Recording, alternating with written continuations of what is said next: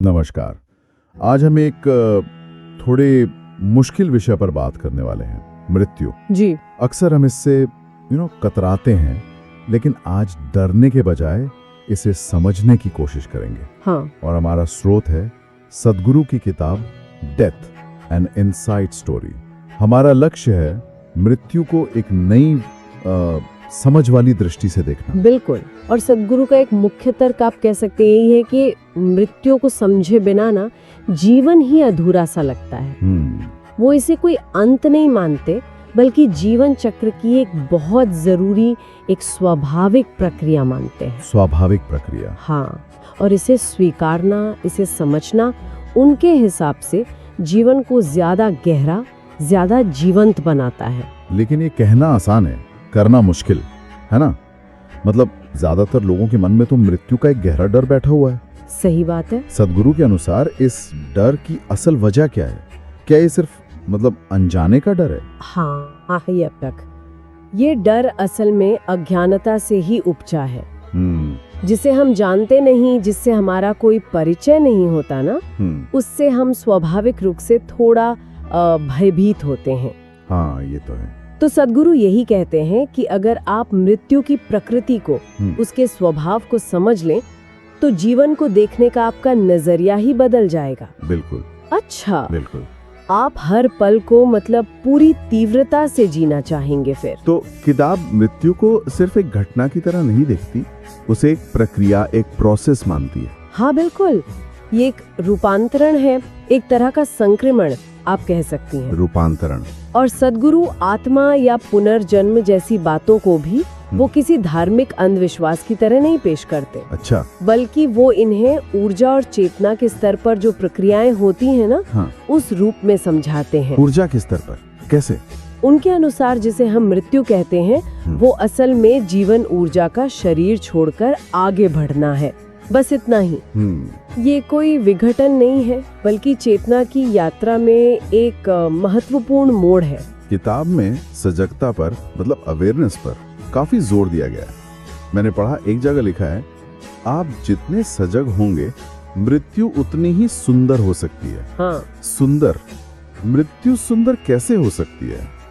ये बात थोड़ी चौंकाने वाली लगती है। देखिए, सुंदर से उनका मतलब शायद है शांतिपूर्ण, पीड़ा रहित और पूरी चेतना के साथ उस अनुभव से गुजरना। अच्छा, इस मायने में। हाँ, जब कोई पूरी सजगता में, पूरी अवेयरनेस में शरीर छोड़ता है, तो वो भय और संघर्ष से मुक्त होता है।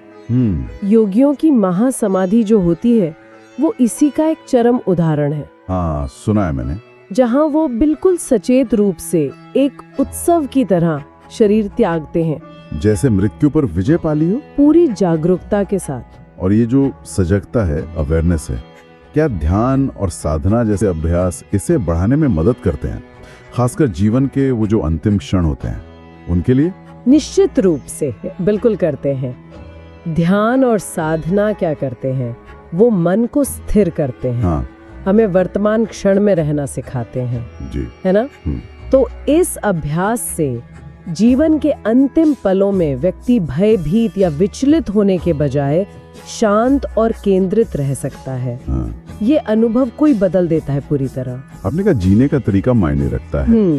क्या इसी से वो अंतर यात्रा या मृत्यु के बाद की यात्रा का कोई संबंध है? किताब में इसका जिक्र है? हाँ बिल्कुल है। ये अंतर यात्रा है क्या असल में?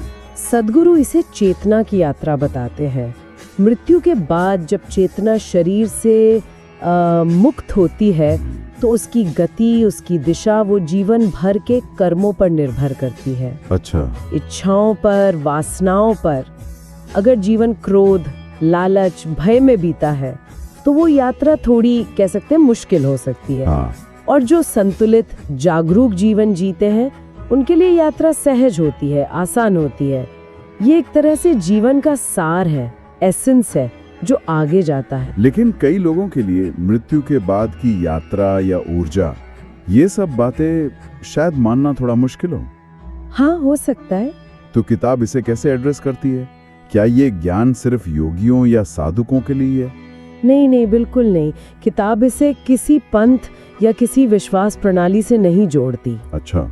ये अनुभव और जो ऊर्जा विज्ञान है ना, उसके आधार पर समझाने की कोशिश है।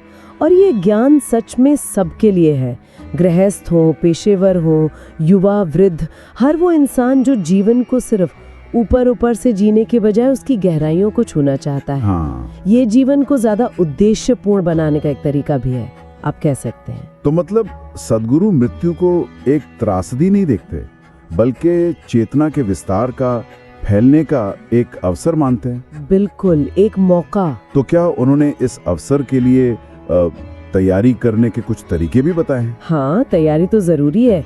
उन्होंने ध्यान और योग के नियमित अभ्यास पर बहुत जोर दिया है जी। और साथ ही कुछ खास क्रियाओं का भी जिक्र है, जैसे शव साधना। शव साधना, ये क्या है? शव साधना में मृत शरीर के साथ कुछ विशेष क्रियाएं शामिल होती हैं। ये व्यक्ति को मृत्यु की जो असलियत है और उससे जुड़ा जो भय है, उसका सामना करने में मदद करती है। ओह अच्छा, और उससे मुक्त होने में, ओके। ताकि मृत्यु के क्षण में वो सजग रह सके, शांत रह सके। ये विचार कि मृत्यु एक प्रक्रिया है और इसकी तैयारी की जा सकती है, ये वाकई जीवन से डर और शायद पछतावे को भी कम कर सकता है। बिल्कुल बिल्कुल, यही इस किताब का केंद्रीय संदेश है, एसेंस है। मृत्यु की समझ हमें जीवन के हर पल को जिम्मेदारी और जागरूकता से जीने की प्रेरणा देती है। तो जो भी मृत्यु के भय से मुक्त होकर जीवन को अधिक गहराई से समझना चाहते हैं, उनके लिए सद्गुरु की किताब डेथ एन इनसाइड स्टोरी यकीनन एक विचार करने लायक स्रोत हो सकती है। जी हाँ, और अंत में श्रोताओं के लिए एक विचार छोड़ जाते हैं। क्या हमारा आज का जीवन हमें वैसी मृत्यु की ओर ले जा रहा है जैसी हम चाहते हैं? सोचने वाली बात है।